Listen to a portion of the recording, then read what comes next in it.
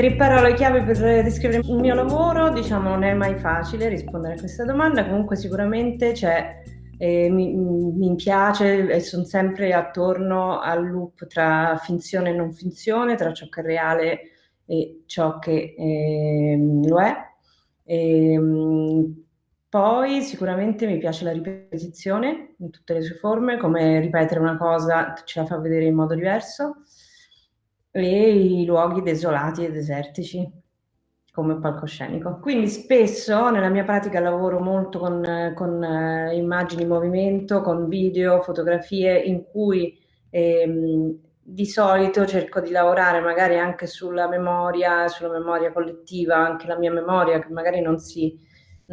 capisce che è particolarmente personale perché sembra un po' di tutti, ma che in qualche modo tutti ci riconosciamo in delle cose che abbiamo visto nel passato tramite i media, tramite il cinema, la televisione, qualsiasi tipo di narrazione che diventa parte del nostro tessuto, di come vediamo il mondo, di come percepiamo le cose. Quindi cercare i resti di questo intorno a noi e riproporli in qualche modo. Quindi spesso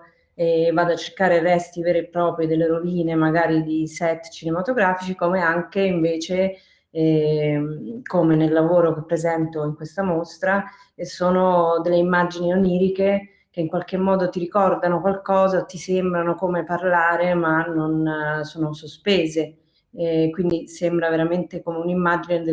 che è nel tuo inconscio che ti sta guardando.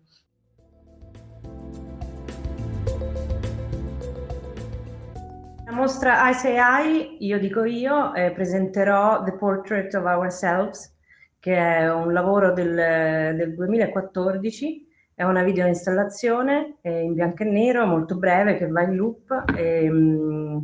In italiano significa il nostro ritratto, il ritratto di noi stessi, a seconda del significato che vogliamo trovare. È in realtà per me appunto questa immagine di una bambina sospesa, quindi uno sguardo molto puro di qualcuno che sembra essere a float, quindi proprio sospeso in aria, che fissa lo spettatore perché guarda in macchina e che lì per lì non capiamo che cosa sta guardando, sembra veramente che ti sta fissando, ma è come se ti stai guardando un po' allo specchio, se vuoi. Quindi potrebbe essere veramente una parte di te o una parte della tua infanzia o il ricordo di qualcosa. E poi pian piano va a rivelare un'immagine come di un padre che tiene questa bambina al contrario, quindi sospesa, e diventa più un ritratto quasi di famiglia, quindi da lì il titolo che ha una doppia valenza, da un lato appunto un ritratto di noi come famiglia, ma anche un guardarsi dentro. Quindi in questo senso, volendo, si può vedere da un certo punto di vista come un autoritratto, perché potrebbe essere l'autoritratto di chiunque, anche se in questo caso è femminile ed è una ragazza. Però questo modo di fissare lo spettatore che mette ognuno, in qualche modo confronta ognuno con il lavoro. Per il resto è buffo perché io non lavoro mai con l'autoritratto e non lavoro mai con me stessa in prima persona, quindi questo forse è il mio lavoro che si può legare in modo più chiaro a questo tema della mostra, perché altrimenti è una cosa che io evito quasi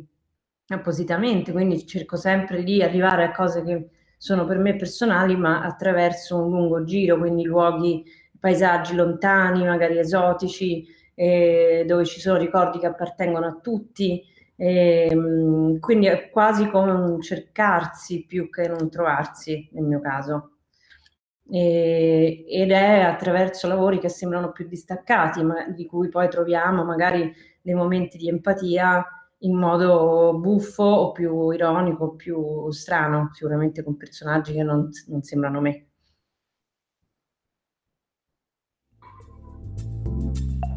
Ai sei ai, io dico io,